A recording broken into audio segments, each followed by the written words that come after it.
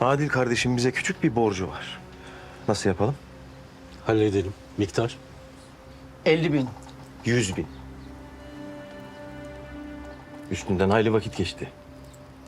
Pek hesaptan anlamıyor. Evet, oldum olası hesap kitap bilmez. Nasıl yapalım? Senet uygun mu? Yok.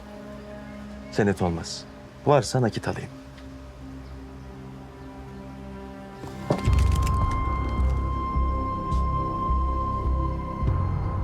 Şoföre haber verecektim para için. Siz zahmet etmeyin Sinan Bey. Buyurun.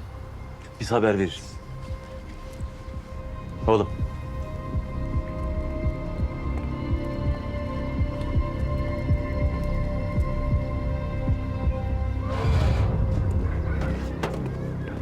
Abiler ne zaman isterseniz gelin. Sağ Kapımız ol. her zaman açık. Teşekkür ederiz. Selametle. Bin arabaya Allah belanı.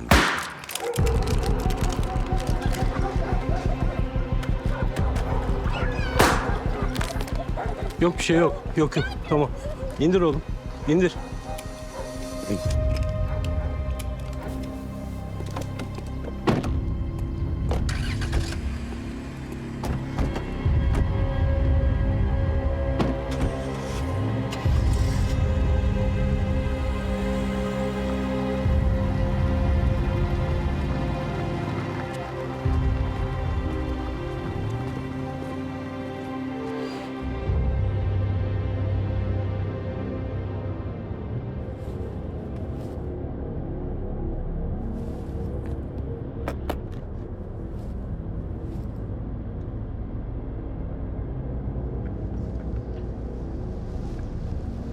Ne kadar ödedin adamlara?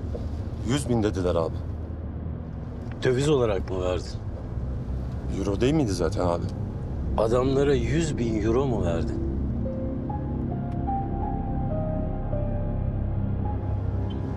Sağa çek. Sağa çek. Tamam abi.